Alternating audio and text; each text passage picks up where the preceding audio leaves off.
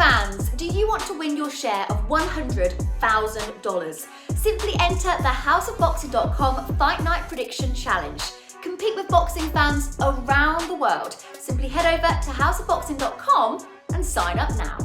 Welcome to the Boxing Social Prediction Show in association with houseofboxing.com. I'm Matt. We've been joined by Michelle Joy Phelps. Michelle, appreciate you joining us to talk about this huge event here in Riyadh. Tyson Fury, Francis Ngannou. What a fight, what a huge crossover event. Just talk to me about this week. It's a huge event, all the stars are here, and what an incredible scene this is for an open workout. Yeah, I mean, I am excited to be here, number one. Slightly jet lagged, but hanging in there. No, it's great. I mean, got to speak with both of them yesterday, as you got to speak to them as well, and both are predicting a knockout before the 6th round, which is really exciting because then it's something for us to look forward to. They're not going to go in there and just try to drag this out.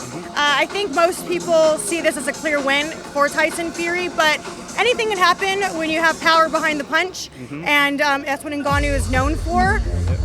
But again, the boxing fans are going to slate me for even suggesting that Ngannou could win, but the truth is, you never know what can happen.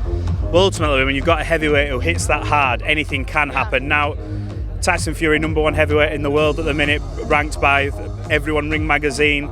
But last time we spoke to him before this week, the press conference, he wasn't interested in an Alexander Usyk fight. He said he's played the game. The fight is now signed though. So is there a bit more pressure on him this week now to make sure he doesn't come out with any cuts? Because they want to fight on December 23rd. I don't think that it's any additional pressure for Tyson. I think regardless, Tyson's like, well, if I do get cut, then we'll just push it to January. So no, I don't think there's any additional pressure necessarily, but there definitely is. If they do want to do it on December 23rd, I think there's additional pressure for like the networks, the promoters, them who are anticipating making that fight relatively soon. So Tyson has never really made it I wouldn't say a priority, and I don't mean that disrespectfully, but he said it. And it's not a priority for him to go for the undisputed. It's a bigger deal for everyone else than it is for him. He feels like he's already accomplished it all. But I think, because boxing fans are pushing for it, we definitely want to see another undisputed heavyweight champion. There's a lot on the line. If he gets cut, if he gets slightly injured from Ngannou, then it would definitely postpone it until about January, February, which I'm kind of hoping it does because I don't have any plans of missing Christmas with my family to come all the way to Saudi, so I will be missing the undisputed fight. Not even for that fight? No, I look, over the last 13 years, I've sacrificed so much covering the sport. The one thing I won't sacrifice is the two main holidays with my family, so absolutely not.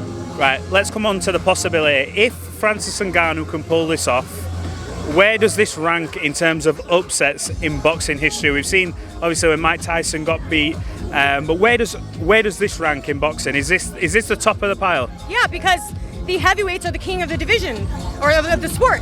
So if the king of the sport gets stopped by an MMA fighter, which, I'm just saying, that's a huge fall for the heavyweight champion of the world.